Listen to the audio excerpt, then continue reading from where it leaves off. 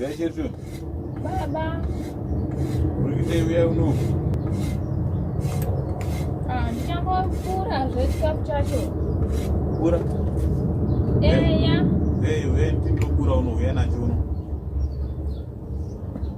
Uya nacho uno ndinokura.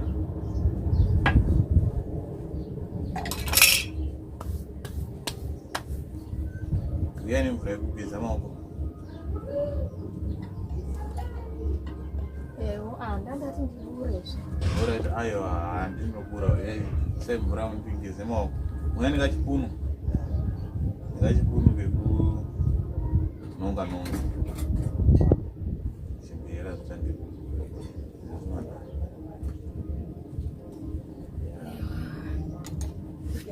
Ndandati zindibura zvinhasi zvona. Aiwa, idzipoto idzi dzinoburwa tisisi.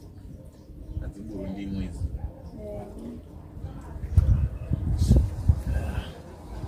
Saka motongoburawo nyine wangu papa wazukuru unongosiyamo. Alright. Eya. Okay,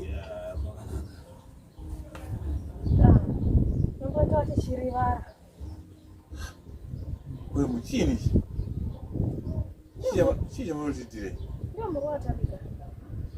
Ndipakuri wakadai. Pakuri wakadai. Ndosinobika nyama ine ndoenda kuti uya ndipakuri. Chiini chamunotitira chakadai? Ngusha.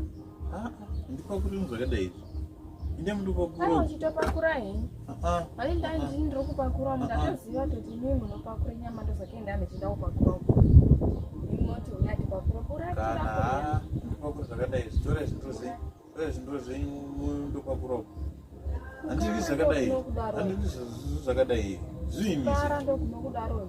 Kara kwei? Namuchiti nyama. Neonepi nyama yacho muchiita basa rekuba huku dzacho mudinga nadzo kundari. Toionepi nyama. Akomana.